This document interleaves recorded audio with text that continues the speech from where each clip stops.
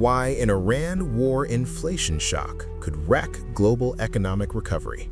America is trying to catch a break. You, right now, are probably looking at your bank account, looking at the price of eggs, looking at your rent, and thinking, okay, maybe, just maybe, things are starting to settle down. But I need you to look at the screen right now. See those explosions? That smoke? Right now, as the US and Israel are conducting bombing campaigns against Iran, and as Iran retaliates against our allies in the Gulf, there is a ticking time bomb underneath the global economy. And it is not just about gas prices. We are looking at an inflation shock, a big one, that economists and central bankers are already saying could wreck the fragile recovery we were supposed to have this year. We're talking about your 401k, we're talking about your mortgage, we're talking about the price of everything you buy at Walmart. Today, we are breaking down the leaked data, the IMF warnings, and the scary reality of what happens when 20% of the world's oil supply goes up in flames. And trust me, it's worse than the news is telling you. Stick with me, this is important. The shipping lane nightmare, Strait of Hormuz. Let's set the scene. Why does bombing Iran screw with your wallet in Ohio or Texas? It's not magic, it's geography. There is a tiny strip of water called the Strait of Hormuz. It's a shipping choke point between the Persian Gulf and the open ocean. Now look at this number. 20% of the entire world's oil supply flows through that skinny little channel every single day. Saudi Arabia, Iraq, UAE, Kuwait, they all have to send their tankers past Iran's coastline to get that oil to you. Now Iran has been hit hard, and when you poke a bear that sits next to the highway, the bear starts throwing rocks at the highway. The article we're looking at details how Iran is already retaliating, bombing infrastructure in Kuwait, Dubai, Saudi Arabia, even Azerbaijan. They've targeted airports, oil refineries, gas plants. But the nightmare scenario, Iran closes the strait, or even just threatens it so heavily that tanker captains refuse to sail. Donald Trump can promise to protect the tankers all he wants, but if there are missiles in the water, insurance companies pull out, shipping companies pull out, and the oil stops moving. And when supply drops by just 1%, oil prices jump by about 4%. If the strait closes for a few months, Bloomberg Economics says we're looking at an 80% price spike. We're talking $108 a barrel or more. The IMF warning, inflation is coming back. Now, you might be thinking, okay, higher gas prices suck, but I can drive less. Here's where the math gets scary. The head of the International Monetary Fund, Kristalina Georgieva, just dropped a warning on Friday. She said if energy prices go up 10% and stay there for a year, global inflation goes up by 40 basis points. That doesn't sound huge, right? 0.4%? Wrong. We are living in a world where the economy is already fragile. Central banks have been fighting for years to get inflation down to 2%. If this war injects another wave of inflation, it undoes all of that work. But here's the kicker, and this is the part the mainstream coverage misses. Lord Jim O'Neill, the guy who invented the term BRICS, he points out that this isn't a simple oil shock. This is a geopolitical earthquake.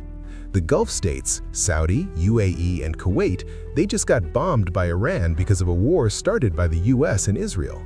And what did the US do? They assassinated Ayatollah Khamenei and started bombing without, apparently, thinking about how their allies would feel about getting hit by return fire. O'Neill says these Gulf states are now looking at the US and saying, you are an unreliable partner. They're looking east. They are looking at China, at India, at Brazil. If Saudi Arabia decides to price their oil in yuan instead of dollars because they're pissed at us, that is a financial nuclear bomb. That is the end of the petrodollar. That is a bigger story than a gas spike, folks. The US advantage, fracking, and the consumer squeeze. Okay, let's bring it home to the US economy. How does this hit you? First, the experts will tell you America is safe because we have fracking. We drill our own oil now. And yeah, US fracking companies are going to make a killing. Higher global prices mean bigger profits for them. But that doesn't help you. Because here's the thing, oil is a global commodity. Even if we drill it here, the price is set on the global market. If a barrel is $100 in London, it's $100 in Texas. and we are already feeling the pain. Brent crude is up 17%. The price tracker GasBuddy says that since last Saturday, the average price at the pump across the US has jumped 15 cents a gallon. Let's do the math. For every $1 increase in a barrel of oil, you pay about 2.5 cents more at the pump. If we hit that $108 barrel, do the math. That's coming out of your pocket every time you drive to work. And remember, Biden got kicked out of office largely because people were angry about the cost of living.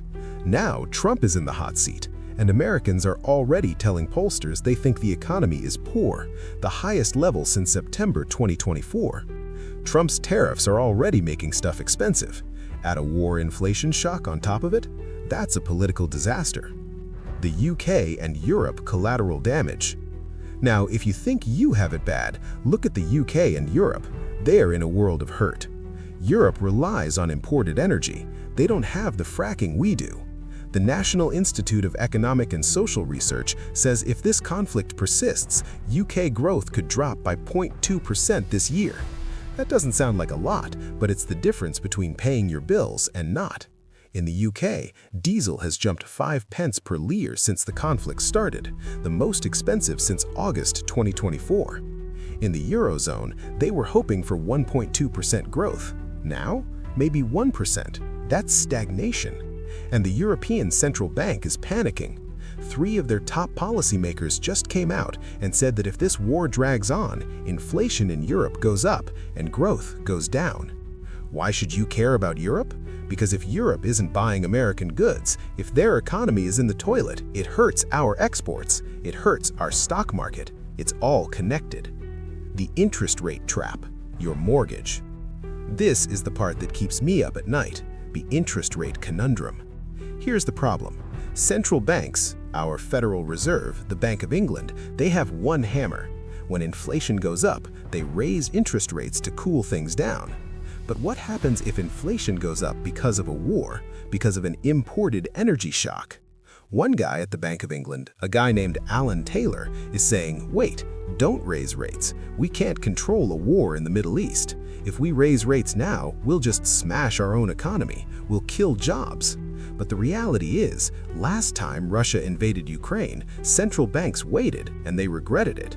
They thought it was temporary and inflation got out of control. So this time, they might panic and raise rates anyway. Right now, before the war, markets thought we'd get 2 interest rate cuts this year, maybe down to 3.25%. That was the hope for lower mortgage payments.